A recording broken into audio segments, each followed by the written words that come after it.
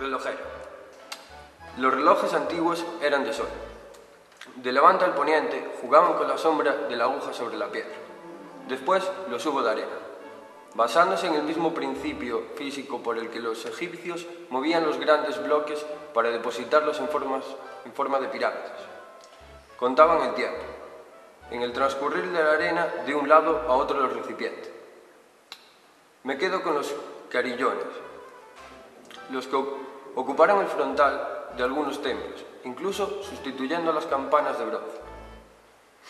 Y quedo extasiado, escuchando la cadencia del péndulo que depende de las pesas sostenidas por la cuerda del viejo reloj, heredado de la casa mariñana de los antepasados de mi tío Manolo de Rego. En los relojes, el paso del tiempo lo marca la música previa a los toques de las campanas. Esa melodía prevía el ángelus del mediodía, o la moción contenida, previa a las 12 campanadas del nuevo año. Música y relojes siempre han estado conviviendo. En la estancia, para el descanso de un pazo, había un piano y un reloj de pared. En la sacristía de la iglesia, un reloj daba la señal del comienzo de la misa mayor, cantada del coro, por voces y órgano, en señal de solemnidad, para que los mortales reconocieran el poder de los vicarios de Dios en la tierra. Era relojero, un hombre mal organizado, desde la cultura de la estética. Mucho cuerpo y poca cabeza, mucho músculo y poca elegancia, de palabras, obras y pensamientos. Un ser que mostraba a las claras la teoría evolutiva del hombre antecesor de Atapuerca, o los primates de las épocas glaciares.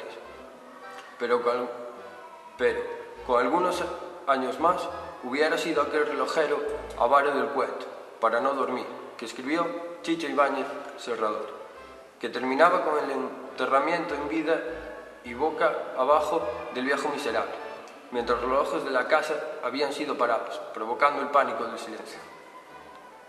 Este músico relojero de mi historia de nunca jamás había aprendido al mismo tiempo 3 artes: algo de música instrumental, desvergüenza para usar y aprovechar lo que no le pertenecía, capacidad para copiar desde el mal gusto lo que se encontraba en el reducido mundo por el que transcurría su miserable existencia.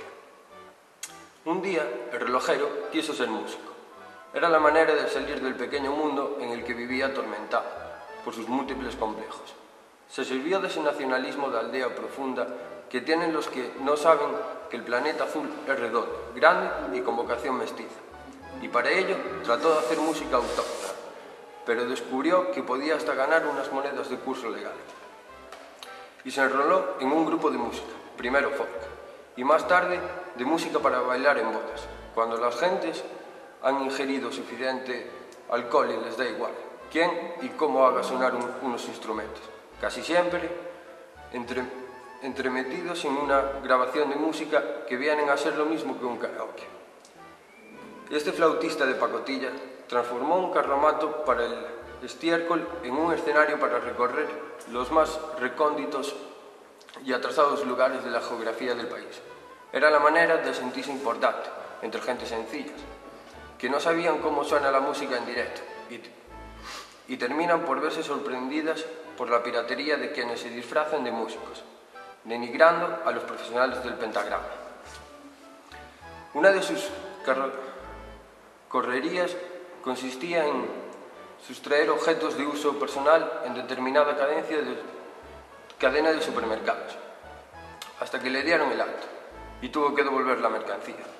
Pero no por ello dejó su carrera en el borde de la delincuencia. Su reloj le animaba a usar y utilizar todo lo que se ponía a su alcance.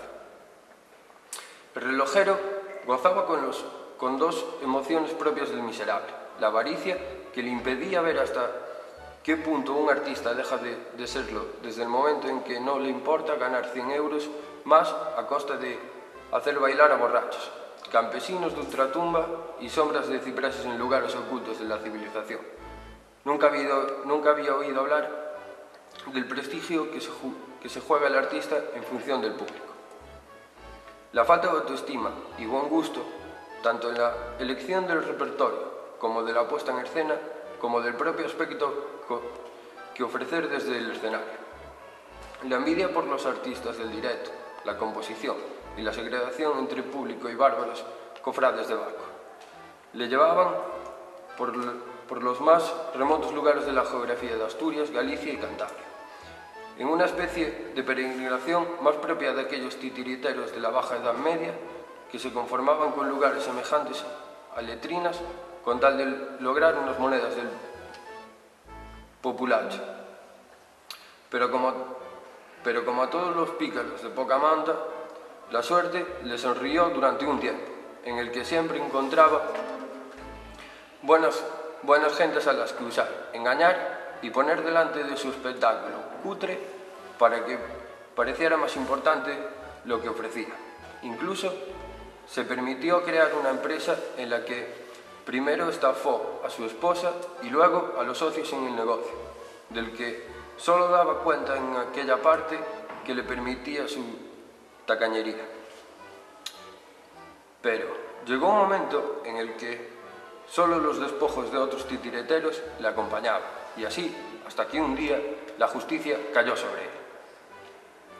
Las acusaciones eran varias: publicidad engañosa, usurpación de personalidad, falta de pago en la hacienda del país, falta de cumplimiento con la Sociedad General de Autores, estafa ante la Seguridad Social por no haber asegurado a los miembros del grupo del que, como empresario, era responsable. Y todo lo que ganó, con avaricia de judío, hubo de pagarlo a la fuerza. Pues por fin, y como dicen los libros de caballería, los bribones nunca ganan. El relojero hubo de vender sus pertenencias para hacer frente a las deudas contraídas, mientras recordaba lo que dice el estribillo de aquella canción de Maki en Navaja: la vida te da sorpresas, sorpresas te da la vida. Vígaro.